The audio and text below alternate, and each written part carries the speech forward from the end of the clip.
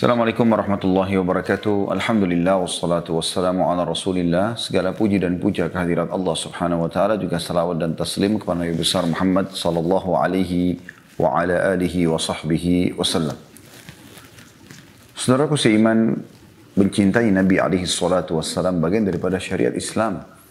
Bahkan tidak sempurna iman seseorang kecuali sudah mencintai Rasulullah SAW melebihi dirinya sendiri. Bahkan melebihi semua manusia. Dan masuk dalam masalah ini adalah mencintai orang-orang yang dicintai oleh Nabi alaihi salatu wassalam. Termasuk dalamnya adalah ahli bait Nabi alaihi salatu wassalam. Ini akan menjadi bahasan kita dalam bab kitab Riyadhus Shalihin yang ditulis oleh Imam Nawawi rahimahullah di bab ke-43, bab memuliakan ahlul bait dalam kurung keluarga Rasulullah SAW dan penjelasan tentang keutamaan mereka. Imam Nawawi rahimahullah menyebutkan dalam surah atau mengangkat dalil pertama surah Al-Ahzab ayat 33 yang bunyinya a'udzubillahi minasyaitonir rajim innama yuridullahu liyudhhiba 'ankumur rizza ahlal baiti wa yutahhirakum tathira. Sesungguhnya Allah bermaksud hendak menghilangkan dosa dari kalian wahai ahlul bait dan membersihkan kalian sebersih-bersihnya. Ayat ini teman-teman sekalian, supaya lebih jelas, kita akan coba baca ayat-ayat sebelumnya. Saya mengajak teman-teman untuk membuka surah Al-Ahzab, tentunya, surah nomor 33, dan kita coba akan baca dari ayat 32 sampai 34. Karena ayat ini berada di ayat 33, supaya lebih jelas kita ambil ayat sebelumnya dan ayat sesudahnya. Saya akan bacakan dulu, bunyinya, A'udzubillahi minasyaitonirrajim, Ya nisa'an nabiyyi lastunna ka'ahadim minan nisa'i inittaqaitunna fala takhda'na bil qawli fayatma'a alladhi fi qalbihi maradun wa qulna qawlan ma'rufa. Itu ayat 32-nya. Ayat 33-nya, وَقَرْنَ فِي بُيُوتِكُنَّ وَلَا تَبَرُّجْنَ تَبَرُّجَ الْجَاهِلِيَّةِ الْأُولَى وَأَقِمْنَا الصَّلَاةَ وَآتِينَا الزَّكَاةَ وَأَطِعْنَا اللَّهَ وَرَسُولَهُ إِنَّمَا يُرِيدُ اللَّهُ لِيُذْهِبَ عَنْكُمُ الرِّجْزَ عَلَى أَهْلِ الْبَيْتِ وَيُطَهِّرَكُمْ تَطْهِيرًا. Ayat 34-nya, وَاذْكُرْنَ مَا يُتْلَى فِي بُيُوتِكُنَّ مِنْ آيَاتِ اللَّهِ وَالْحِكْمَةِ إِنَّ اللَّهَ كَانَ لَطِيفًا خَبِيرًا. Artinya mulai dari ayat 32-nya, hai istri-istri Nabi, kamu sekalian tidaklah seperti wanita yang lain. Jika kamu bertakwa, artinya kedudukannya, pahalanya, beda dengan wanita umumnya. Karena mereka menjadi pasangan manusia terbaik Rasulullah SAW. Maka janganlah kamu tunduk dalam berbicara sehingga berkeinginanlah orang yang ada penyakit dalam hatinya. Dan ucapkanlah perkataan yang baik. Dan hendaklah kamu tetap di rumahmu. Dan janganlah kamu berhias. Dan bertingkah laku seperti orang-orang jahiliyah yang dahulu. Dan dirikanlah solat. Tunaikanlah zakat. Dan taatilah Allah dan Rasulnya. Sesungguhnya Allah bermaksud hendak menghilangkan dosa dari kamu. Hai ahlul bait. Dan membersihkan kamu sebersih-bersihnya. Dan ingatlah apa yang dibacakan di rumahmu dari ayat-ayat Allah dan hikmah atau sunnah Nabi SAW. Sesungguhnya Allah maha lembut lagi maha mengetahui.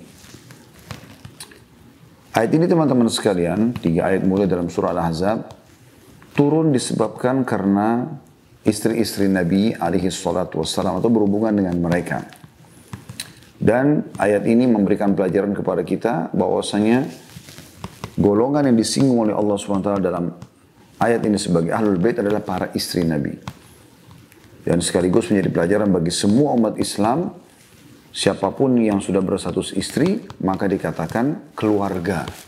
Maka dikatakan keluarga, beranjak daripada ayat ini. Kita lihat di ayat 32-nya Allah memanggil Ya Nisa'an Nabi. Jadi memang yang dipanggil adalah hai para istri Nabi. Dan ini relevansinya dengan ayat 33. Jadi golongan pertama yang dianggap ahlul bait adalah istri-istri Nabi yang diangkat oleh Imam An-Nawawi rahimahullah dalam kitab Riyadhus Shalihinnya. Kemudian Allah mengatakan, hai istri-istri Nabi, lastunna ka ahadin minan nisa. Kalian sama sekali bukan seperti istri-istri atau wanita yang lain. Ini taqaitun, dengan syarat kalau kalian bertakwa, patuh kepada Allah. Akan beda pahalanya, beda kedudukannya, beda balasannya. Ya. Fala takhda'na bil qaul. Oleh karena itu jangan kalian berlemah lembut, ya, bermanja-manja dalam berkata. Kalau ada yang bertanya segala macam, harus tegas, jelas. Kenapa tujuannya? Fayatma'ul ladzi fi qalbihi marad. Agar jangan sampai ada orang yang dalam hatinya ada penyakit, mau cenderung dengan kalian. Ya, subhanallah, ini ayat ini luar biasa. Kalau ada seorang wanita, ya, dia tegas, ya, bukan keras ya. Kalau keras pasti tidak disukai. Tapi tegas maksudnya, saya nggak suka, saya suka, gitu kan. Pada orang-orang yang dasarnya memang tidak halal bagi mereka, maka akan memunculkan rasa segan, terutama dari orang-orang yang mau berbuat kejahatan. Ya. Tentu ini tidak dilakukan dalam setiap sikap, tapi dalam orang-orang yang jelas akan melakukan perbuatan-perbuatan itu mungkin terbuka pintu masalah dengan mereka. Seseorang wanita sebaiknya tidak bicara kecuali penting dan juga berbicara dengan jelas dan tegas. Ya. Kemudian Allah mengatakan wa qulna qawlan ma'rufa. Ucapkan perkataan yang jelas. Jelas bahasanya, ya. Semuanya datar saja penyampaiannya dan ma'ruf, yang baik saja. Tidak ada perkataan yang lain. Ayat 33 yang diangkat oleh Imam Nawawi rahimahullah sebagai saksi bahasan adalah berbunyi waqarna fi buyutikun, dan tetaplah kalian di dalam rumah kalian. Wala tabarrujna tabarrujal jahiliyatin ula. Makna tafsirnya kata Ibnu Katsir rahimahullah, janganlah kalian membuka pakaian-pakaian kalian, jangan kalian memakai minyak wangi di depan umum laki-laki yang bukan mahram, ya. Itu namanya tabarrujal jahiliyah. Ya, orang jahiliyah begitu. Mereka memperlihatkan rambutnya, memperlihatkan auratnya, dan di depan orang umumnya, sehingga terjadilah fahisyah atau kemaksiatan. Lalu Allah mengatakan wa aqimnas shalah, dan dirikanlah salat, wa atinaz zakah, tunaikanlah zakat. Kata Ibnu Katsir rahimahullah, ini dua hal yang sangat erat relevansinya. Mendirikan salat adalah hubungan dengan Allah Subhanahu wa taala, menunaikan zakat adalah hubungan dengan makhluk. Ya. Wa ati'na Allah wa rasulah, dan selalulah patuh kepada Allah dan Rasulnya. Inna ma yuridu Allahu liyudhiba ankum rizza ahlal baiti wa yutahhirakum tathira. Sesungguhnya Allah ingin membersihkan kalian sebersih-bersihnya. Maksudnya nama kalian, ya, supaya jangan sampai rusak, ya. Baik nama kalian, nama keluarga kalian, ya, nama suami kalian, Nabi SAW. Nah, kalau ada nama anak-anak kalian, semuanya Allah jaga. Dibersihkan sebersih-bersih dari segala macam aib dan segala macam tuduhan-tuduhan. Sampai pada saat orang-orang munafik menuduh Ummul Mukminin Aisyah radhiyallahu anha berzina dengan Safwan, maka Allah turunkan surah An-Nur yang terus ditelawakan oleh orang beriman sampai hari kiamat yang membantah hal tersebut. Ya, kalau itu benar-benar adalah sebuah fitnah dan tidak terjadi. Kemudian waqarna wadhkurna, ini ayat 34-nya. Setelah itu Allah mengatakan, dan ingatlah, maksudnya pelajarilah, ulang-ulanginlah mayutla fi buyutikun, dari apa yang dibacakan di rumah-rumah kalian, min ayatillah, dari ayat-ayat Allah, wal hikmah, dan sunnah Nabi SAW. Innallaha kana latifan khabira.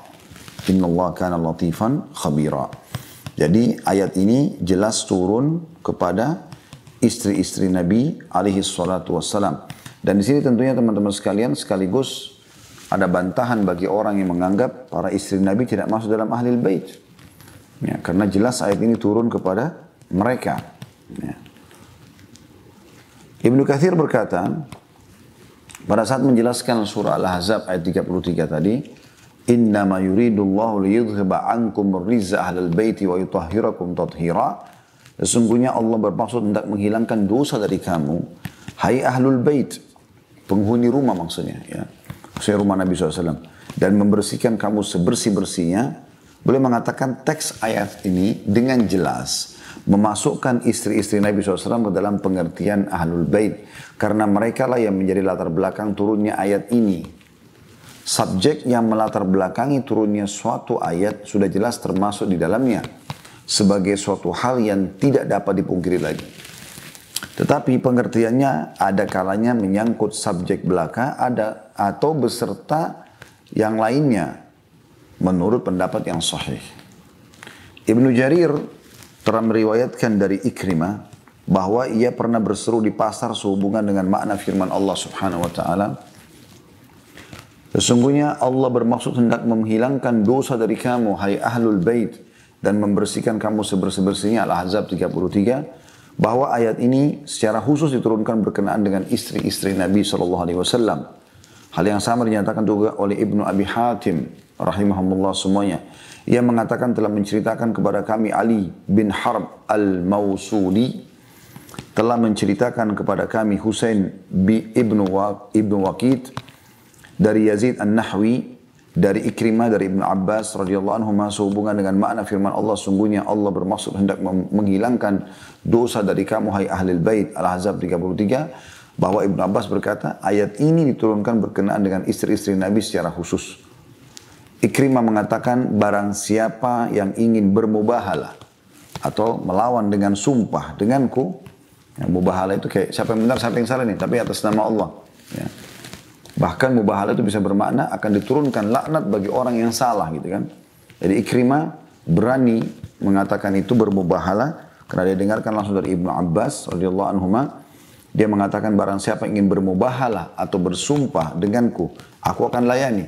Sesungguhnya ayat ini diturunkan berkenaan dengan istri-istri Nabi SAW dengan pengertian bahwa mereka lah yang melatar belakangi turunnya ayat ini, bukan yang lainnya. Maka pendapatnya itu dapat dibenarkan. Ya. Jadi dikatakan di sini jelas bukan turun kepada yang lainnya. Ya. Maka pendapat itu masih perlu diteliti kata beliau, kata Ikrimah. Karena sungguhnya banyak hadis yang menyebutkan bahwa makna yang dimaksud adalah lebih umum daripada yang dikatakan hal tersebut. Jadi ini yang pertama, ya. Yang masuk dalam Ahlul Bait adalah istri-istri Nabi, ummahatil mu'minin radhiyallahu anhunna. Jadi mereka harus dicintai, harus dihormati sebagaimana juga kita mencintai dan menghormati Nabi SAW. Karena mereka menjadi pasangan hidup Nabi SAW. Bahkan mereka hidup meriwayatkan hadis-hadis Nabi SAW. Mereka hidup dengan suka duka Nabi SAW. Bahkan ada di antara mereka yang melahirkan anak. Seperti kasus Khadijah radhiyallahu anha, Maria radhiyallahu anha. Ya, Nabi SAW punya anak dari mereka. Ya. Yang tidak punya anak pun sudah berinteraksi biologis dengan Nabi SAW dan menjadi punya hubungan kekerabatan. Selama belum cerai dengan Nabi SAW berarti akan bersama dengan Nabi SAW juga di surga. Ya. Sangat disayangkan ada kelompok Syiah yang mencaci maki Aisyah radhiyallahu anha seakan-akan dia adalah bukan istri Nabi, padahal sebenarnya jelas-jelas dia adalah istri Nabi SAW. Bahkan waktu ditanyakan kepada Nabi SAW siapa yang paling ada cintai, beliau mengatakan Aisyah, gitu ya. Baik, ini yang dimaksud dengan firman Allah tadi. Tentu banyak panjang penjelasan masalah tafsir ayat ini, tapi saya cukupkan dengan tadi karena kita yang titik beratkan Ahlul Bait masuk dalamnya adalah istri-istri Nabi alaihi salatu wassalam. Kemudian beliau mengangkat firman Allah Subhanahu wa taala yang nanti tentu ada Ahlul Bait yang lain ya. Kita akan jelaskan nanti keluarga Nabi SAW yang mulia yang dikenal dengan Ahlul Bait dan mereka terus turun-temurun sampai menjelang hari kiamat ada. Jadi tidak benar juga kalau ada orang membantah tentang adanya keluarga Nabi SAW. Tidak, mereka ada dan mereka benar. Ya. Kalau ada di antara mereka misalnya yang membuat-buat nasab sendiri dan itu keliru, urusan dia sama Allah SWT. Tugas kita selama dia mengaku Ahlul Bait, maka dan dia bertakwa karena tadi Allah kasih syarat, ini takaitun. Kalau kalian bertakwa, kalian akan berbeda dengan yang lainnya. Dan pasti akan punya kedudukan tersendiri di sisi Allah Subhanahu wa taala. Maka ini adalah sebuah bagian daripada syariat Allah Subhanahu wa taala dan beliau mengangkat dalil yang kedua Al-Hajj ayat 32. Tujuannya adalah supaya orang memahami Al-Ahzab 33 ini harus punya kedudukan di sisi umat Islam, yaitu menghormati para Ahlul Bait, tidak luput dalamnya adalah para istri Nabi alaihi salatu wassalam. Yaitu bunyinya Al-Hajj ayat 32, A'udzubillahi minasyaitonir rajim, wa may yu'azzim sya'airallahi fa innaha min taqwal qulub. Sesungguhnya siapa yang mengagungkan syiar-syiar Allah, maksudnya yang Allah sampaikan, dan Allah jadikan sebagai syariatnya, maka itu ya, timbul dari ketakwaan hati. Baik, mari kita dengarkan hadis Nabi alaihi salatu wassalam atau riwayat-riwayat yang diangkat oleh beliau. Hadis nomor 350 dari awal kita belajar Riyadhus Shalihin ini. Dinukil oleh Imam Nawawi dari Yazid bin Hayyan. Beliau berkata, "Intalaqtu ana wa Husain bin Sabrah wa Amr bin Muslim ila Zaid bin Arqam radhiyallahu anhu. Falamma jalasna ilaihi qala lahu Husain, laqad lakita ya Zaidu khairan katsira. Ra'aita Rasulullah sallallahu alaihi wasallam wa sami'ta hadithahu wa gazawta ma'ahu wa sallaita khalfahu. Laqad lakita ya Zaidu khairan katsira. Hadithna ya Zaidu ma sami'ta min Rasulillah sallallahu alaihi wasallam." Maaf tadi karena pindah lembaran jadi saya potong sedikit. Qala ya ibn akhi, wallahi laqad kabirat sinni wa qaduma ahdi wa nasitu ba'da alladhi kuntu a'i min Rasulillah sallallahu alaihi wasallam. Fama haddathtukum faqbalu wa ma la fala tukallifunihi. ثم قال قام رسول الله صلى الله عليه وسلم يوما فينا خطيبا بماء يدعى خمة بين مكة والمدينة فحمد الله وأثنى عليه ووعظ وذكر ثم قال أما بعد ألا أيها الناس فإنما أنا بشر يوشك أن يأتي رسول ربي فأجيبه وأنا تارك فيكم ثقلين أولهما كتاب الله فيه الهدى والنور فخذوا بكتاب الله واستمسكوا به فحث على كتاب الله ورغب فيه ثم قال وأهل بيتي أذكركم الله في أهل بيتي أذكركم الله في أهل بيتي فقال له حسين ومن أهل بيته يا زيد أليس نساؤه من أهل بيتي قال نساء من أهل بيته ولكن أهل بيته من حرم الصدقة بعده قال ومن هم قال هم آل علي وآل عقيل وآل جعفر وآل عباس قال كل أولئك حرم الصدقة قال نعم. Artinya hadis yang cukup panjang. Saya berangkat bersama Husain bin Sabrah dan Amr bin Muslim menemui Zaid bin Arqam radhiyallahu anhu. Ketika kami telah duduk di hadapannya, Husain berkata kepada Zaid, "Sungguh anda wahai Zaid telah mendapatkan kebaikan yang sangat banyak. Anda telah melihat Rasulullah SAW secara langsung dengan mata kepala. Telah mendengarkan banyak hadis beliau. Telah berperang bersama beliau. Dan sholat di belakang beliau. Sungguh anda telah mendapatkan kebaikan yang sangat banyak wahai Zaid. Ceritakanlah kepada kami, wahai Zaid, apa yang anda dengar dari Rasulullah Sallallahu Alaihi Wasallam." Lalu Zaid berkata, "Wahai putra saudaraku." Ini bentuk penghormatan orang Arab biasanya kalau dia sedang bicara dengan seseorang, dia mengatakan, "Wahai putra saudaraku." Maksudnya, ayahmu pun saudaraku dalam Islam.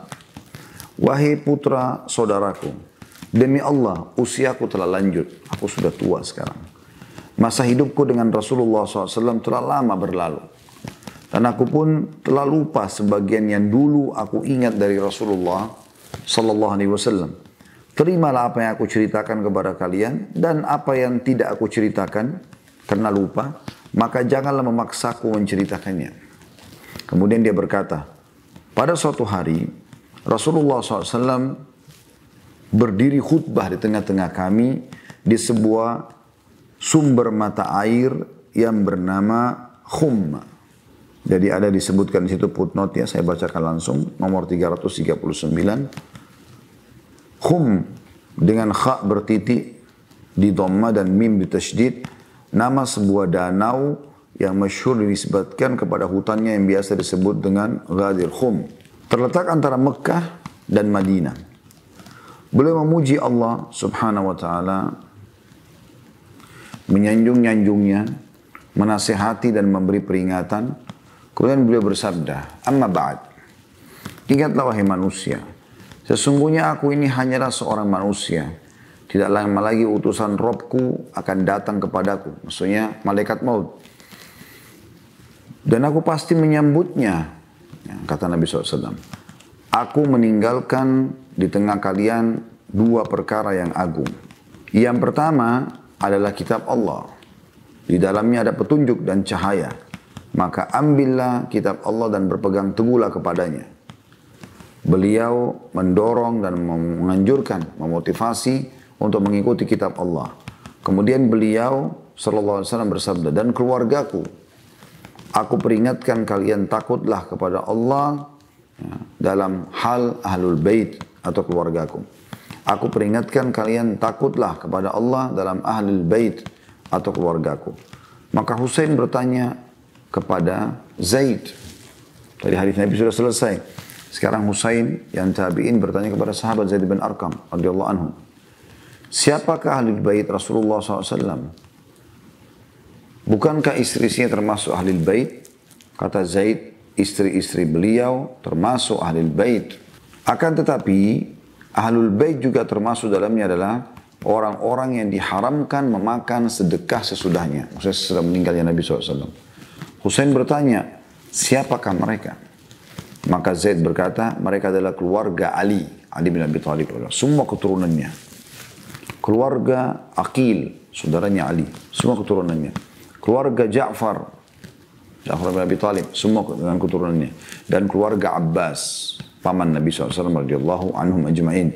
Lalu dia bertanya, mereka semua itu diharamkan menerima sedekah? Maka dia menjawab, iya.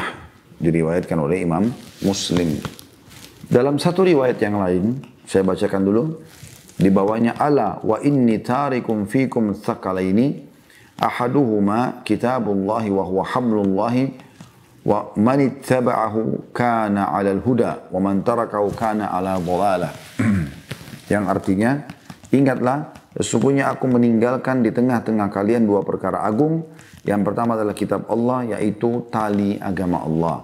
Barang siapa yang mengikuti kitabullah itu pasti mereka berada di atas petunjuk, dan yang meninggalkannya pasti akan berada di atas kesesatan. Jadi maksudnya potongan awal hadis tentang dari dua perkara ini, ya, itu ada dua versi riwayat. Ya. Dua-duanya menjelaskan tentang kedudukan Al-Quran. Hadis ini teman-teman sekalian, ya, memberikan banyak sekali pelajaran kepada kita tentunya. Yang pertama, seperti biasa, kita coba korek dulu mutiaranya. Kalau masuk dalam hal yang paling mendasar dalam Islam, yaitu belajar agama atau kedudukan menuntut ilmu dalam Islam. Karena di sini bagaimana Husain dan teman-temannya, para tabi'in, menemukan Zaid bin Arqam masih hidup radhiyallahu anhu, dan mereka pun datang untuk mengorek mutiara para sahabat. Ada di antara ulama, teman-teman sekalian, mereka tanpa kita bertanya sudah menjelaskan. Dan itu ada di antara mereka seperti itu, sibuk berdakwah. Bagaimana umat mendapatkan manfaat. Ada juga tidak, di antara ulama banyak diamnya. Maka kita harus tahu bagaimana, ya, berhadapan dengan ulama-ulama seperti ini. Dengan perbedaan karakter. Kalau yang sering menyampaikan, kita nggak sulit. Karena kadang-kadang apa yang kita ingin tanyakan sudah dijelaskan sama beliau-beliau. Dan mudah-mudahan ini Allah perbanyak tentunya. Tapi ada juga yang tidak. Kalau tidak ditanya, dia tidak akan bicara. Seperti kasus Rabi' ibn Haytham rahimahullah, salah satu ulama tabi'in, yang pada saat ada muridnya datang dari jauh, yang sering belajar dan menukil dari beliau, ingin bertemu dengan gurunya dari jarak jauh. Lalu dia datangi muridnya, Rabi' dia yang ada dekat situ. Lalu dia bertanya pada temannya di situ, kira-kira nanti kalau saya mau ajak kamu ketemu sama guru kita Syekh Rabi'. Ya. Rabi' bin Haytham seorang tabi'in ya. Maka dia mengatakan, baiklah saya akan temani kamu. Lalu teman yang dari jarak jauh ini mengatakan, atau muridnya Syekh Rabi' ini mengatakan, kira-kira seperti apa saranmu nanti? Apakah kita bertanya duluan Bagaimana adabnya nih menghadapi Rabi ibn Haytham?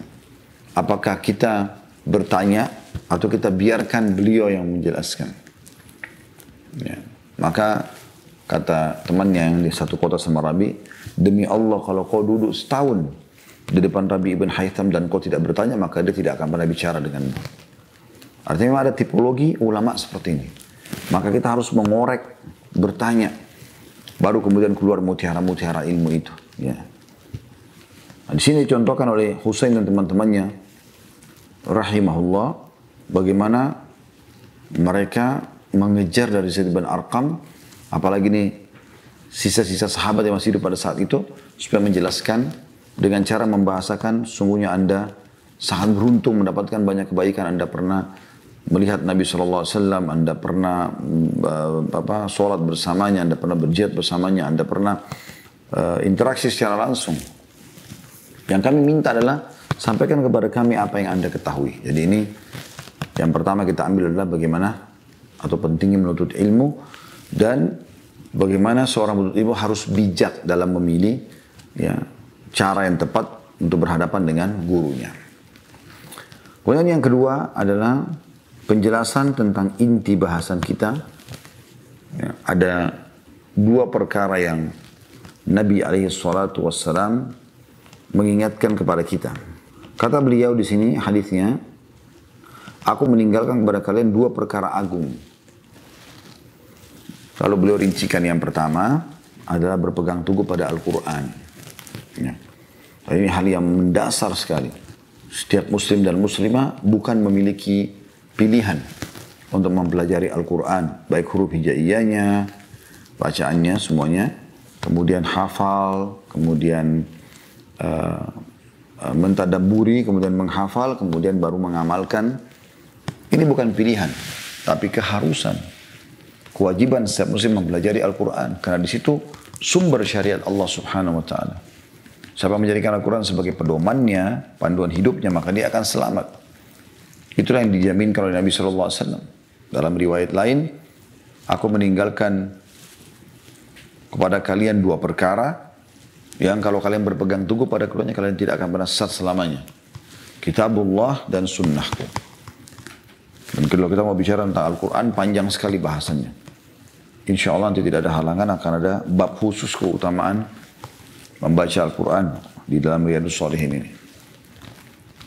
Kemudian Nabi SAW mengingatkan, selain kitabullah, adalah memperhatikan keluarga beliau. Ya, sebagaimana sabda Nabi SAW, dan keluargaku, aku peringatkan kepada kalian, ya, takutlah kepada Allah dalam hal keluargaku. Maksudnya supaya kalian tidak berat hisabnya hari kiamat. Ya.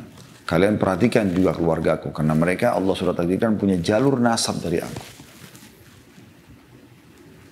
Perhatikan di sini teman-teman sekalian.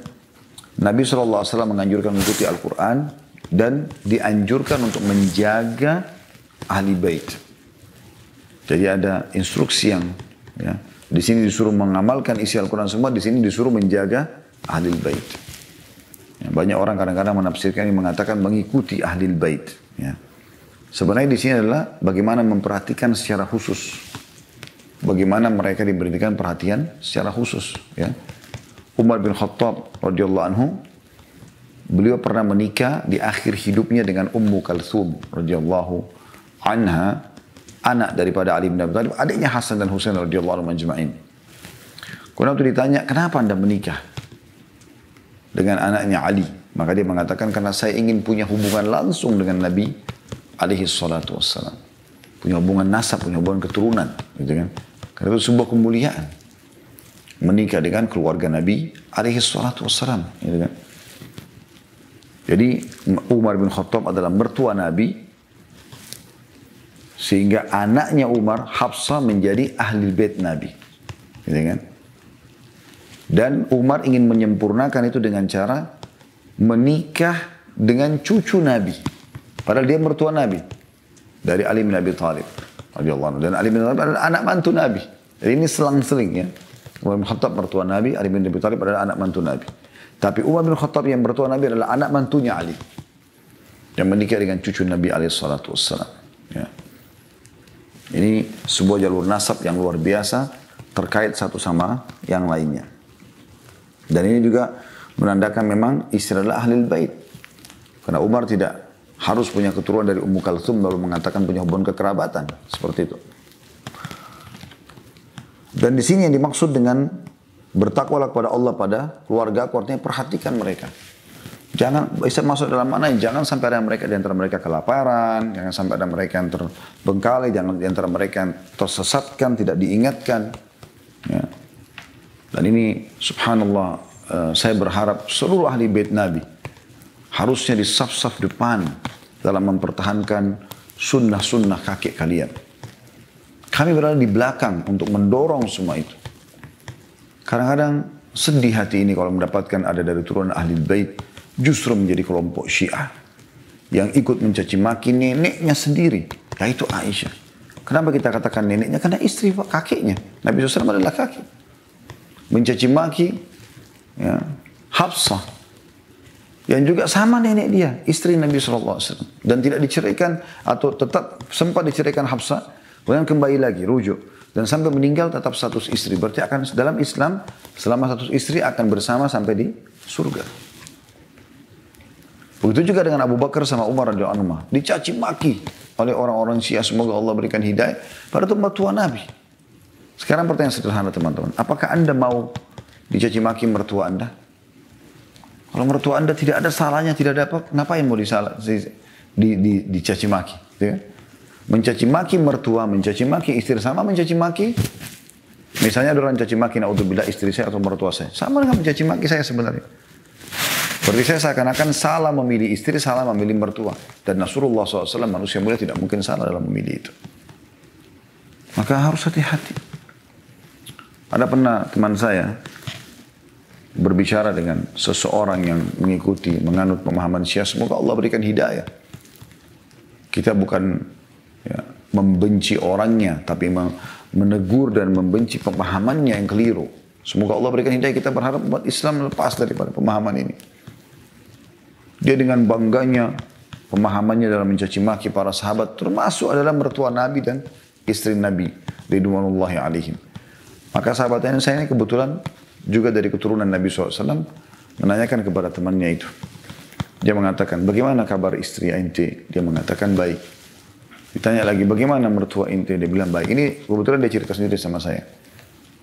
Orang itu mengatakan baik. Kebetulan orang itu menganut pemahaman Syiah gitu.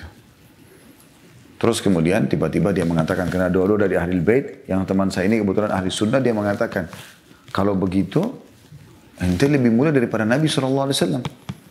Kata temannya yang Syiah, kenapa? Lah iya, karena mertua ente baik, istri ente baik, sementara ente sendiri mencaci maki mertua Nabi SAW dan juga istri Nabi SAW.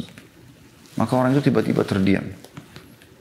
Makanya teman-teman sekalian, kita jangan masuk ke ranah yang kita tidak butuhkan sebenarnya.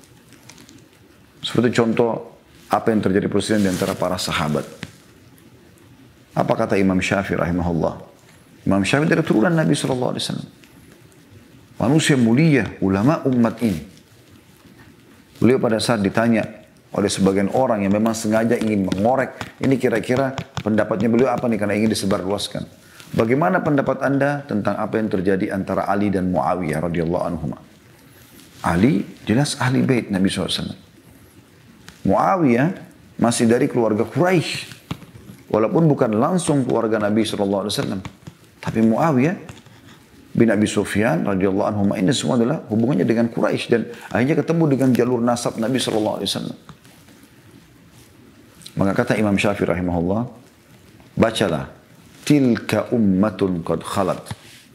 Itu umat yang telah berlalu. Laha ma kasabat walakum ma kasabtum.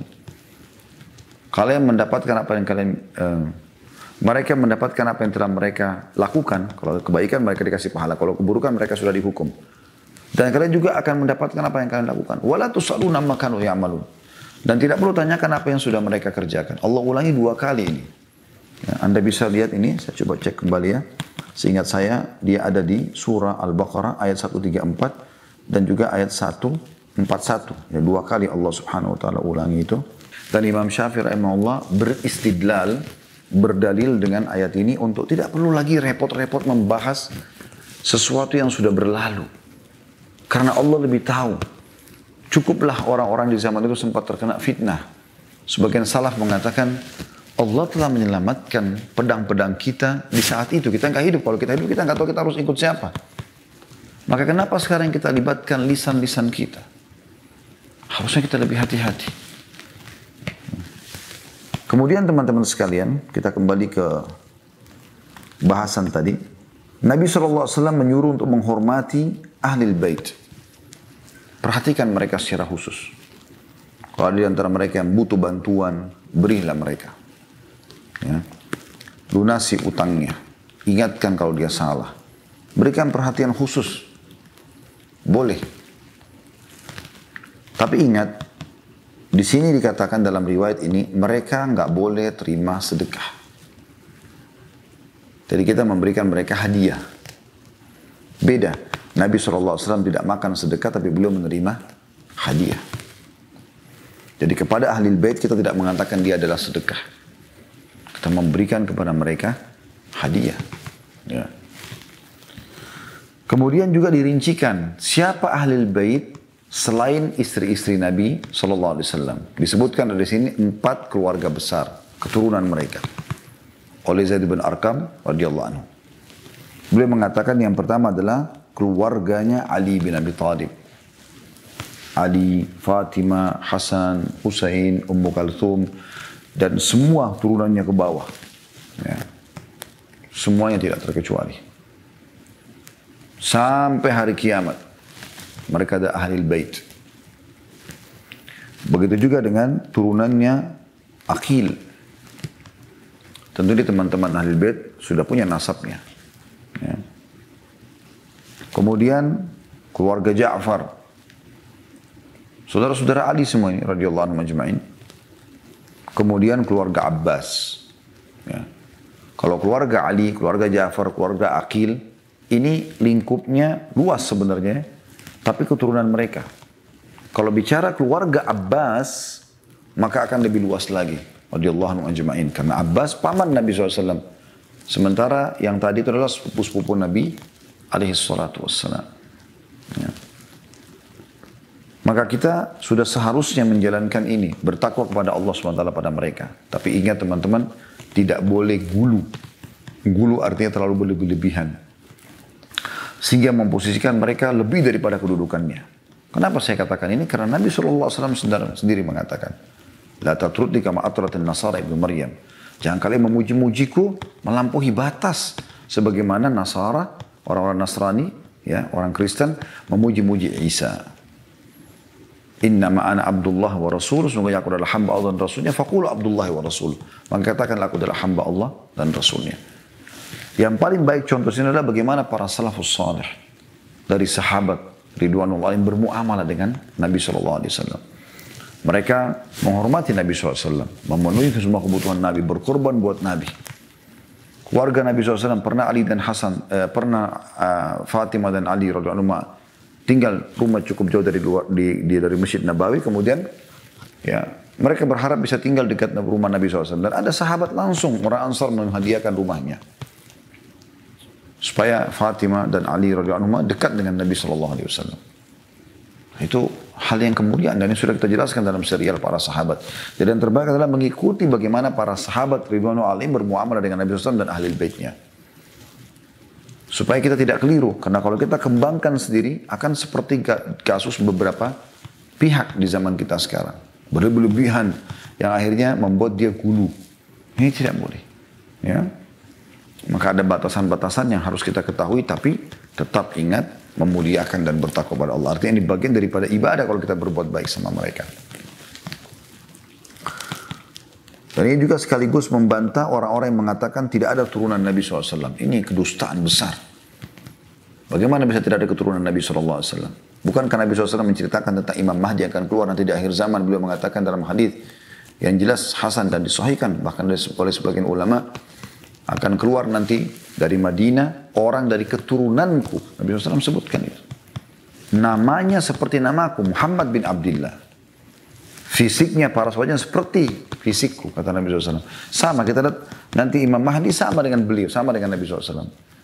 Kesamaannya berarti sama secara fisik. Tingginya, putih kulitnya, tampannya, segala macam. Tapi akhlaknya bukan seperti akhlakku. Karena tidak mungkin orang yang sama dengan akhlak Nabi SAW. Gitu kan. Lalu kisah panjang lebar Imam Mahdi disebutkan oleh Nabi SAW sebagai tanda-tanda hari kiamat. Tentunya yang tidak asing lagi bagi umat Islam. Ya. Baik teman-teman sekalian, jadi ini hadis yang kita pelajari dari 350 ya. Masih hadis yang di bab yang sama nomor 351 dari Ibnu Umar radhiyallahu anhu, dari Abu Bakar As-Siddiq radhiyallahu anhu secara mauquf, maksudnya sampai ke Abu Bakar. Beliau berkata, "Irkabu Muhammadan sallallahu alaihi wasallam fi ahli baiti." Perhatikanlah Muhammad sallallahu alaihi wasallam pada ahlu baitnya. Diriwayatkan oleh Imam Bukhari. Dan ini juga subhanallah riwayat ini membantah dengan sangat jelas. Sebagian pihak yang menyalahkan Abu Bakar mengatakan Abu Bakar itu tidak peduli dengan ahli bait dan seterusnya. Ini keliru. Salah satu bentuk kepedulian Abu Bakar yang sangat nyata adalah bagaimana beliau menikahkan anaknya Aisyah dengan Nabi SAW. Bagaimana pada saat orang umumnya menolak dakwah Nabi SAW, beliau berdiri di hadapan dakwah ini membela. Pada saat orang-orang Quraisy mengeroyok Nabi SAW, Abu Bakar menghembuskan perang lalu mengatakan, "Ataqtulun rajulan ayyaqula rabbi Allah?" Apakah kalian mau membunuh orang yang hanya mengatakan Tuhanku Allah?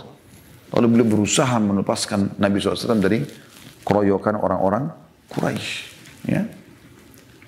Ini diriwayatkan oleh Imam Bukhari dan sangat jelas bagaimana beliau menyuruh kita untuk memperhatikan Nabi Muhammad SAW dan juga Ahlul Bait. Ya. Memperhatikan Nabi SAW di sini teman-teman sekalian, tentu saja dengan hal-hal yang sesuai dengan syariat Allah Subhanahu Wa Taala, sesuai dengan syariat Allah Subhanahu Wa Taala. Ya.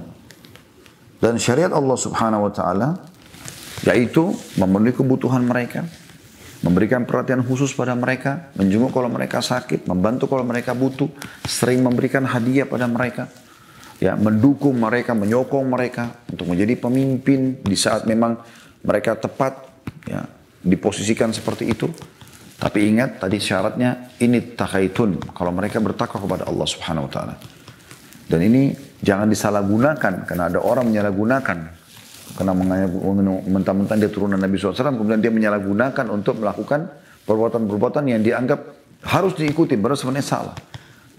Jadi, kalau salah tetap kita luruskan dan kita tidak boleh ikutin. Ya, makanya Imam Malik rahimahullah berkata, semua perkataan dan ya, pernyataan boleh diterima dan ditolak kecuali pemilik kuburan ini. Lalu tunjuklah kuburan Nabi alaihi salatu wassalam. Perlu Anda ketahui bahwasanya hadis-hadis ini bukan hadis yang asing. Hadis yang sudah turun-temurun dari sahabat, tabi'in, tabi'in, terus saja bagaimana mereka menghormati Ahlul Bait dan sudah mereka contohkan itu. Bagaimana mereka bermuamalah dengan Ahlul Bait. Sebagian orang juga ada yang mengangkat kasus, ya, kalau hanya orang Syiah saja yang peduli terhadap Ali. Hanya orang Syiah saja yang peduli terhadap Husain. Dan apa yang terjadi di Karbala. Ini tidak benar. Kita sangat mencintai ahli sunnah Ali radhiyallahu anhu. Siapa di antara ahli sunnah yang tidak mengakui Ali bin Abi Thalib sebagai Khalifah Rashidah? Nah, pasti diakui sebagai Khalifah Rashidah. Salah satu dari 4 khalifah yang mulia. Bahkan manaqibnya Ali, keutamaan Ali radhiyallahu anhu sudah panjang lebar dijelaskan oleh para ulama. Dan tidak ada satupun yang memungkiri masalah itu. Termasuk kita sudah jelaskan teman-teman sekalian di YouTube ada di playlist serial sahabat, Anda bisa klik Ali bin Abi Thalib bagaimana radhiyallahu anhu, kisahnya luar biasa. Manusia yang sangat mulia, gitu kan. Manusia yang sangat pemberani dan dia adalah selain sepupu Nabi SAW juga anak mantu Nabi SAW. Punya keutamaan yang sangat banyak radhiyallahu anhu. Begitu juga dengan Fatimah al-Batul Az-Zahra radhiyallahu anha. Siapa yang ahli sunnah tidak mencintai Fatimah? Mustahil mereka tidak mencintai. Itu kekasih Nabi SAW. Radhiyallahu anha. Kita akan selalu mencintai siapapun dicintai oleh Nabi SAW. Dan Fatimah termasuk anak yang paling dicintai oleh Nabi SAW. Dan siapa ahli sunnah yang memungkiri teman-teman Fatimah radhiyallahu anha dan ibunya Khadijah radhiyallahu anha adalah 2 wanita pemimpin di surga. Selain Maryam dan Asia. Tidak ada satupun yang pungkiri masalah itu. Itu juga dengan Hasan dan Husain. Dua pemimpin anak muda di surga. Kekasih Nabi SAW. Dan beliau langsung mengungkapkan pada saat Hasan Husain bermain. Sesungguhnya dua orang anakku ini, turunanku ini adalah Sayyid, Tuan. Hasan juga pernah Nabi SAW mengatakan, sesungguhnya anakku ini adalah Tuan. Dan semoga Allah memperbaiki atau menyelamatkan di tangannya dua pertempuran yang akan terjadi di antara kaum muslimin. Dan ulama mengatakan itu terjadi pada saat Hasan dinobatkan jadi khalifah di Madinah, di zaman Muawiyah juga dibuatkan jadi khalifah. Kemudian Hasan radhiyallahu dengan kemahamuliaannya, dengan sifat-sifat kenabian ya Nabi Muhammad SAW ada pada dirinya, dia demi untuk tidak terjadi pertumpahan darah maka beliau menyerahkan khilafah kepada Muawiyah. Dan semua sahabat menerima pada saat itu. Ya. Maka terjadilah doa itu. Kasus Husain terbunuh di Karbala. Saya yakin ahli sunnah sepakat bahwasanya beliau mati syahid radhiyallahu anhu. Dan orang yang membunuhnya adalah zalim. Tapi kita tidak memvonis kekafiran. Kita tidak menyiksa diri di hari yang dianggap Karbala untuk menyiksa diri, melukai diri kita. Bukan seperti itu. Tapi kita ya mengambil sisi positifnya. Husain radhiyallahu anhu sebagaimana ayahnya Ali radhiyallahu anhu terbunuh mati syahid. Dan syahid adalah kemuliaan. Bukan cuma itu. Ibnu Qayyim rahimahullah mengatakan bahwasanya pada saat membahas kematian Nabi SAW beliau mengatakan Allah telah menggabungkan pada diri Nabinya SAW banyak kemuliaan. Meninggal dalam keadaan sebagai utusan Allah, gitu kan? Sudah menyempurnakan semua syariat Allah SWT, juga meninggal syahid. Kenapa? Karena salah satu ya yang terus dirasakan Nabi SAW sampai mau meninggal, itu adalah racun yang diberikan oleh seorang wanita Yahudi di Khaybar. Karena beliau mengatakan, terus saja aku merasakan ya efek daripada racun tersebut. Maka Ibnu Qayyim beristihad mengatakan, Nabi SAW meninggal mati syahid. Itu kemuliaan. Mungkin di mata kita adalah sesuatu yang menyakitkan. Tapi itu kemuliaan. Hamzah sebelumnya di perang Uhud. Bagaimana dibunuh oleh orang-orang ya, pasukan Quraisy, kemudian dimutilasi. Dipotong hidungnya, dibelah dadanya. Hamzah laki-laki yang mulia paman Nabi SAW. Sampai kata Nabi SAW dia adalah pemimpin para syuhada. Siapa yang ahli sunnah tidak mencintai mereka semuanya teman-teman sekalian? Kita mencintainya. Tidak ada satupun dari ahli sunnah yang berani menjelek-jelekan mereka. Ya. Juga saya perlu sampaikan ada beberapa riwayat yang dihasankan oleh Tirmidzi bahwasanya Nabi SAW pernah mendatangi diriwayatkan oleh Ummu Salamah juga radhiyallahu anha pernah datang ke rumah istrinya kemudian mengatakan kepada Ali bin Abi Thalib untuk mendatangkan Fatimah dan Hasan juga Husain. Kemudian Nabi SAW mendudukkan Fatimah di sisi kanannya, Ali bin Abi Thalib di sisi kirinya, dan Hasan Husain di pangkuannya. Kemudian dalam riwayat Ummu Salamah menyelimuti mereka, lalu mengatakan mereka termasuk ahli baiti. Ya, tapi ini kan sudah masuk dalam bahasa dari keluarga Ali radhiyallahu anhu. Mereka adalah keluarga Nabi SAW yang mulia. Jangan perlu kita tidak beratkan sini adalah, sebagaimana saya katakan tadi, istri-istri Nabi pun masuk dalam masalah ini. Ya. Allahu a'lam. Ini bahasan kita insyaAllah mudah-mudahan bermanfaat.